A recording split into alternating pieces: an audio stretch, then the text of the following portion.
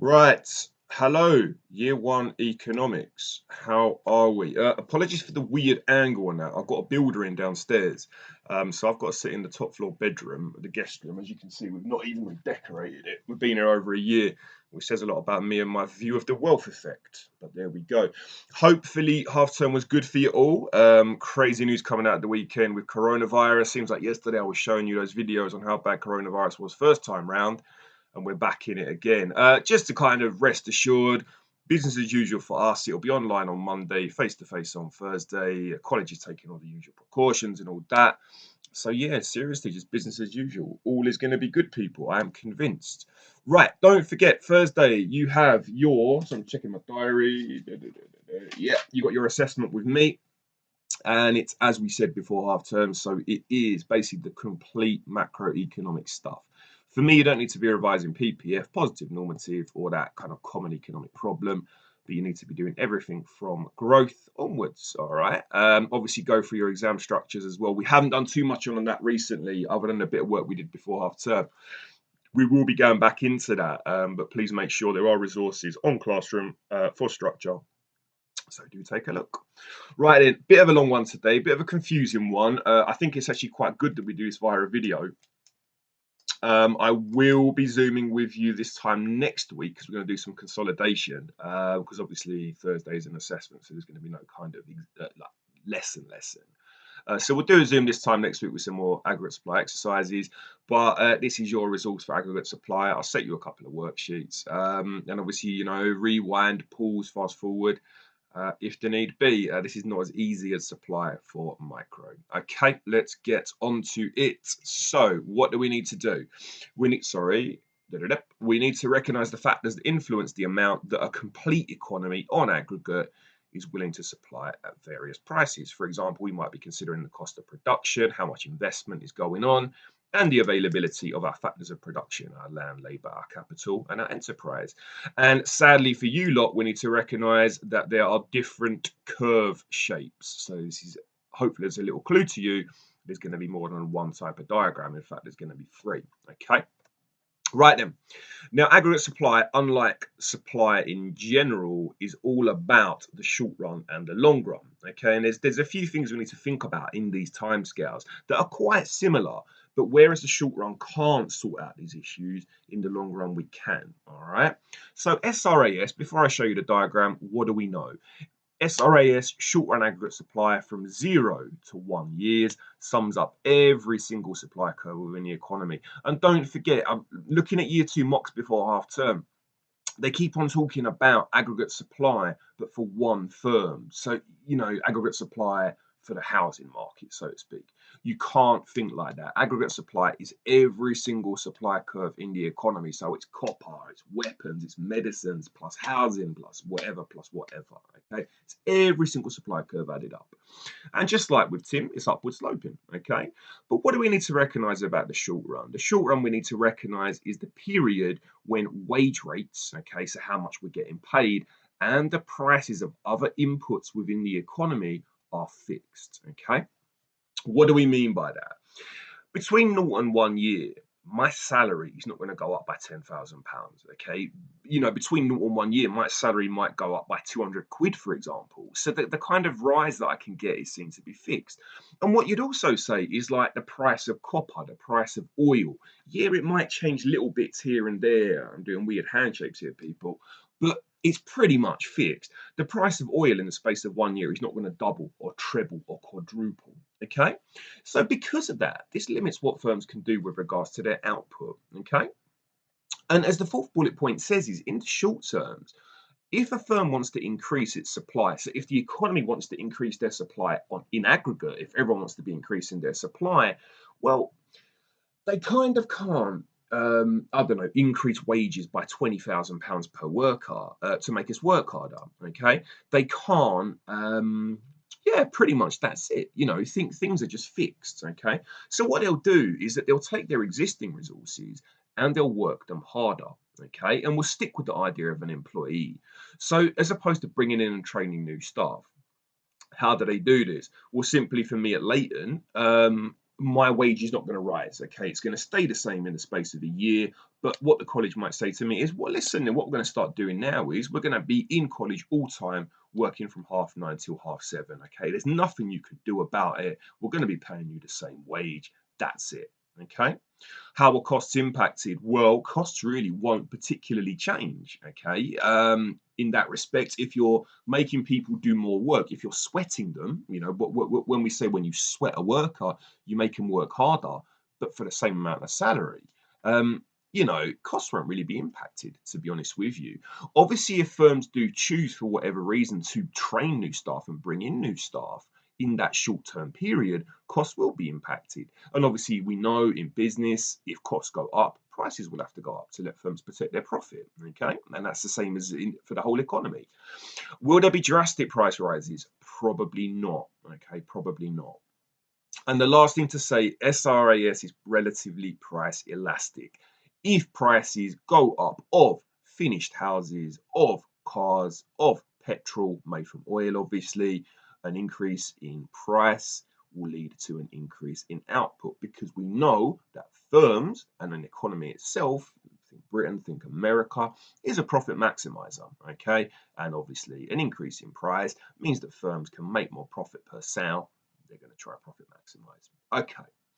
What does this look like then, people? Well, a short run aggregate supply curve looks like this. Let me get my little cursor up. There we go. So it's just the same as AD. We substitute out price and we put in price level. We substitute out quantity from Tim and we put in real national output. We use Y's for the annotation and we use PLs for the annotation. This PowerPoint, again, the company we bought it off is wrong. It's going to be PL1 and PL2. And you've got your vertical sloping supply curve, okay? And we're going to call that SRAS1. What do we know then? A rise in the price level from PL1 to PL2 will cause an expansion of aggregate supply in the economy. Firms want to make more money. If price levels are going up, they're going to be increasing their output to profit maximize. Okay, so producers are responding to higher prices. And because of that, more resources being put on stream, more resources being created.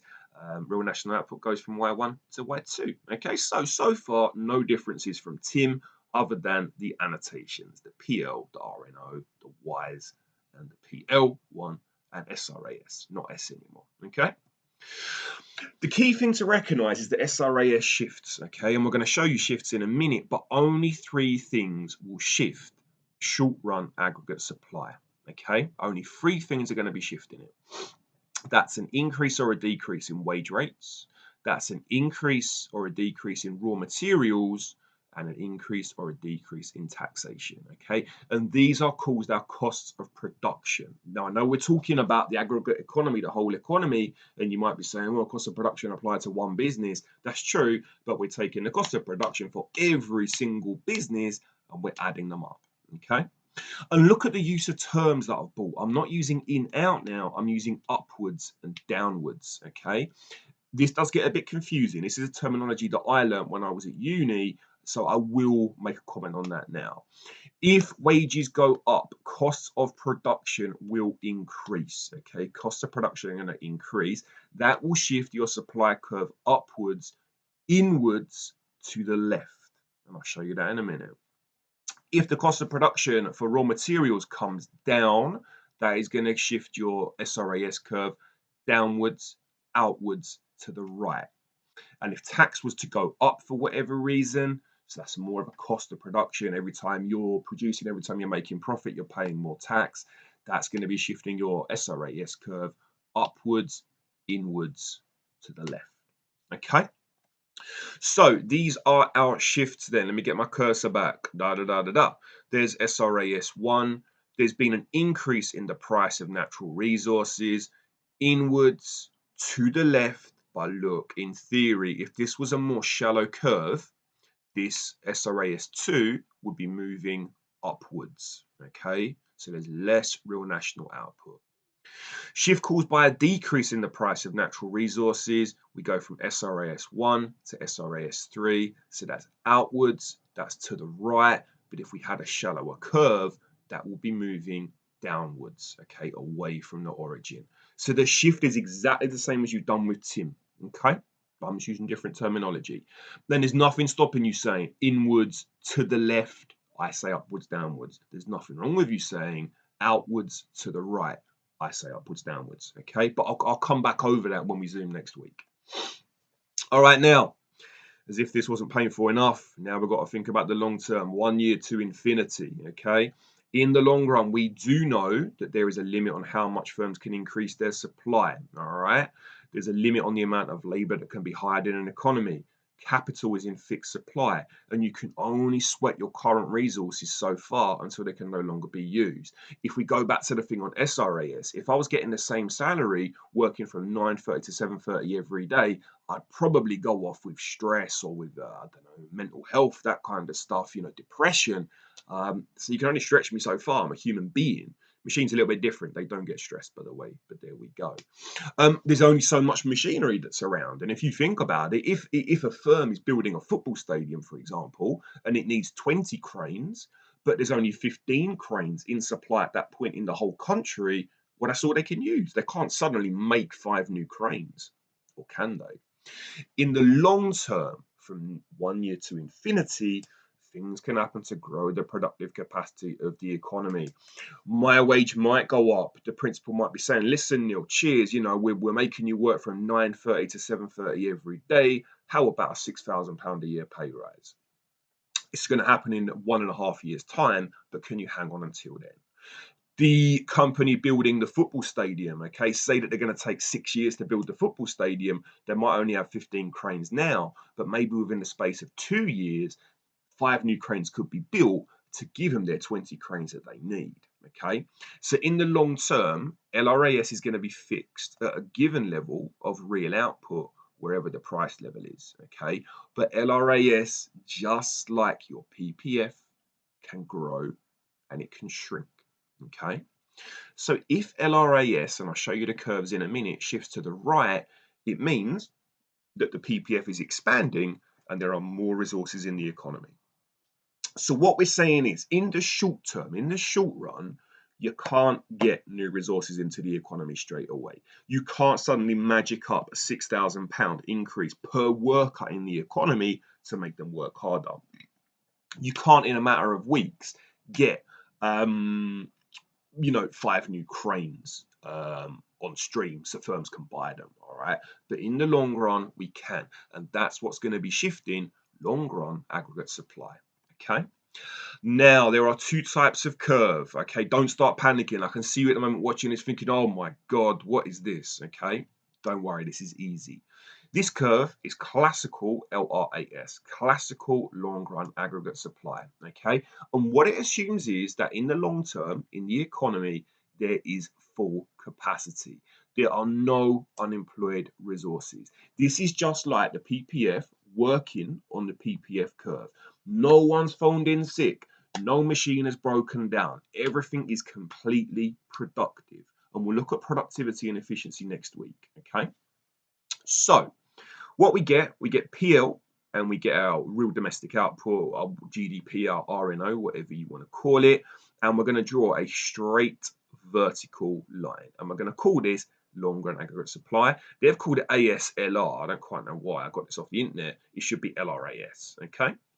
What that means is, in terms of supply, is that whatever your price level, be it no pounds, be it £10, be it £100, be it £150, because the economy is in full capacity, the output of the economy is only ever going to be where your line is put.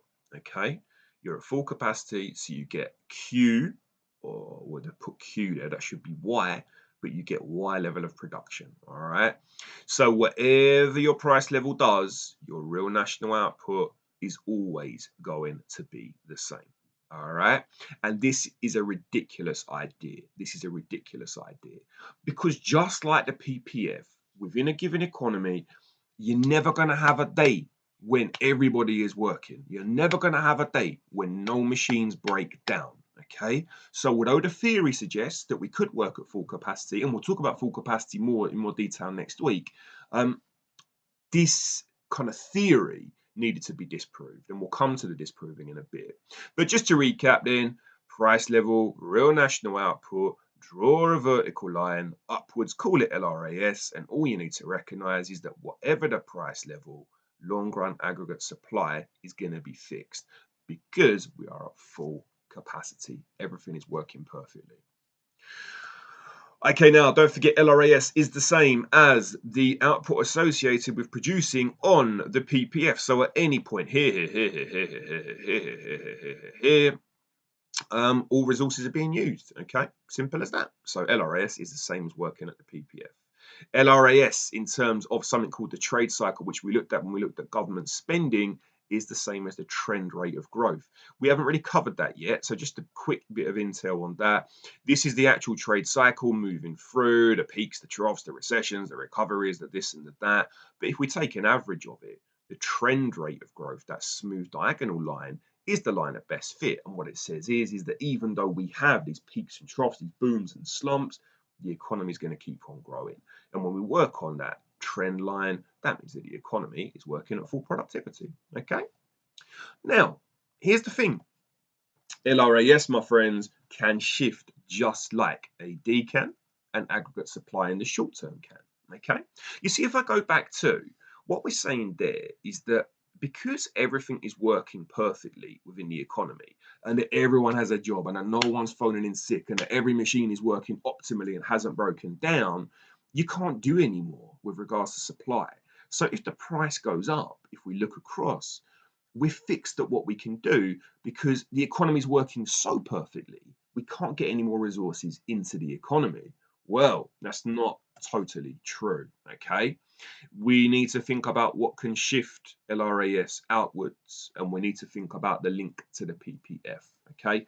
Number one, then, the LRAS curve can shift outwards. We can get more resources into the economy simply by buying in more resources. If we need more metal, go to Poland. Okay, we can go to Poland, launch a trade deal, and get more metal in.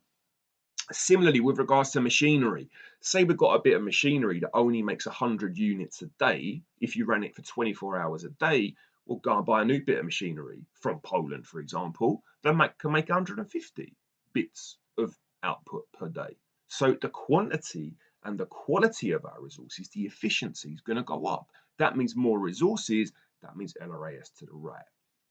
We can educate and train society. So because I'm talking to you now about this doesn't mean that you're going to be any more productive a human being. But by me educating you today means that you get an A for your A levels in economics. You go to university, you get a first in economics. You then join a commercial bank or a private bank, something like that, a corporate bank. You earn more money, more resources are coming onto stream. We invest in new capital equipment. We invest in new technology. These two, to me, the same kinds of things. What that means, we become more efficient. We become more productive. The economy can produce more output for less. Therefore, LRAS shifts out. And those four things we said were exactly the same for the PPF. Okay. If countries choose to specialize, so we know that we specialize in financial services, India specializes in cotton, for example, well, we trade those things. So both economies, therefore the global economy, can grow. There are more resources. We could have better working practices, increased wages, better contracts, better protection from things like trade unions, for example. That means that we're more motivated to work, we're more productive, we produce more. We could have new government policies. They could, start to put more money in, linking back to the second bullet point to education. So government spending then becomes something that can increase long run aggregate supply if we're getting more educated people in the workforce, in kind of society than in the workforce. And similarly, if a government increases spending on health, that keeps us fitter and healthier. That lets us go to work more, okay, that we can do these days from 9:30 to 7:30. And you could also say other things like more immigration into the UK from skilled workers. That means we've got more resources in play, more labour, more people that are going to be working, more output. Okay. What does this all look like, people? It looks like this. All right. As the PPF shifts outwards, classical LRAS will also shift outwards. All right. Price level, real national output. And I've double shifted this. I'm not going to tell you why. I don't need to know about that quite yet, but I've done two rightward shifts. So let's imagine that you have a price level of X, whatever it is. And because our economy is working perfectly, there is full employment. This is the maximum that we can produce, okay? Then suddenly, in the long term, we see an increase in skilled worker immigration to the United Kingdom of 100,000 people, okay? That's 100,000 new doctors, new nurses, new lawyers, new teachers, new whatever. We've got more resources in the economy. Price level can stay the same, boom. But output can increase from LRAS to LRAS2, okay? Right, people, we're almost there. I think we are actually there. All right. I'm going to talk to you about Keynesian LRAS. I know I've been going on for a while, but this is the kind of response to the stupidity of the full employment of classical LRAS. All right. You've got an economist called Keynes, and what he suggests is that to say that an economy is always at full capacity is incorrect. Okay. There is always going to be some level of unemployment within an economy. All right. What he does is he creates an LRAS curve called Keynesian LRAS. Then he divides it up into three parts. All right. This is easier on the board, but I'll show you with a mouse. The first part is this horizontal bit. So the bit that's here labeled as A. All right. If you follow my cursor, this horizontal bit is the first part. And this is where there is spare capacity with the economy. They've called it on this diagram recession. I would just call it unemployment. What that means is Keynes is saying that there's always going to be unemployment within an economy. And if you want more resources, all you need to do is get those unemployed resources working. So if it's an unemployed person, get them off of benefits, get them a job. If it's a piece of machinery that is broken down, sitting in the corner of a warehouse, not actually working, well, what you do is that you get it working again, you fix it, okay? And what that means is that if firms want to increase their supply for whatever reason, they simply get those unemployed resources working and we can increase our output, okay? The third part, let's do the third part, all right? And that's this bit that's labeled B. It's this horizontal point. Sorry, ignore me. It's this vertical point. I can't delete my recording, so you'll have to ignore I said horizontal, I mean vertical. This is Keynes acknowledging, just like classical LRAS, that an economy could work at full capacity. So anywhere on this vertical point where the economy has run out of new capacity, can't create any more machines, can't get any more workers in, then we're fixed. Okay, so we can only produce as much as our resources allow. Okay, so part A, spare capacity, part B, full capacity. Then we've got this third part, this little in-between bit, okay? Look at the curve bending upwards, okay? Look at the curve bending upwards, all right? See where I'm showing you? Sorry, I'm talking at you like I've been talking to my kid. I've been with my kid all of last week, and I feel like, I've been really nicey. You see where I'm showing you? Apologies, people. I shouldn't be talking to you like this. Yeah, anyway, see where the upward curve is bending? We call that the bottleneck. So the point between A and B is where the economy is running out of capacity. We've got most of our unemployed people back into work. Some people are digging their heels in, some people can't find a job, but most of our unemployed resources are now back to work. Okay, most of our machinery has been fixed. There might be a couple of old machines in a warehouse somewhere not working, but much of our machinery has been fixed and is working at full capacity. Okay, we call this a bottleneck. Now, the best way that I can show you this is to go here. I can Google wine bottle. I can show you the first image of a wine bottle. That's a nice looking wine bottle. Chateau Moussard. All right, look at the shape of the wine bottle. Yes, allow all. So I would say to you that this part of the bottle is where we have spare capacity. Lots of space, lots of workers still to come and get jobs, lots of machines to be fixed. This bit here is where we are at full capacity, okay? There's a lot less space in there. Most people now working, most machines have been fixed. This bit here, down to here, is the bottleneck. If you see it, if you know about, you would have done this at primary school probably, the capacity of the bottle is running out at this bottleneck. So at this case in the economy, at the bottleneck, the capacity of the economy, the kind of space, the available resources is running out. Let's get rid of my bottle of Chateau Moussard. There we go. So that's your bottleneck. All right. Now, last thing to say is that we can shift LRAS. Do not worry about the AD curves. We're going to look at equilibrium in a couple of weeks' time. All I want you thinking about is LRAS 1 and LRAS 2. Now, what students sometimes do is when you say, right, I want you to show me Keynesian LRAS increasing because of more spending in education. And what students do is that they drew a separate LRAS curve. That would almost be like stopping the economy, making everybody unemployed, then starting it again. Okay. So what we do is that we always shift from the bottleneck. You cannot increase the amount of spare capacity within the economy. You wouldn't want to create more unemployed people. You wouldn't want to create more machines that don't work. But what we do is that when the economy in LRAS 1 gets to its bottleneck, we get 100,000 new workers in, and then we increase the spare capacity, because at that point, those 100,000 new immigrants won't have jobs yet. They become part of Britain's spare capacity. But what will happen is they'll all start getting jobs. Then we go back to the bottleneck again, and then we've hit full capacity. If we get another 100,000 skilled immigrants over, we're going to shift from the bottleneck again, and we're going to go to LRAS 3. Okay? And 4, and 5, and 6.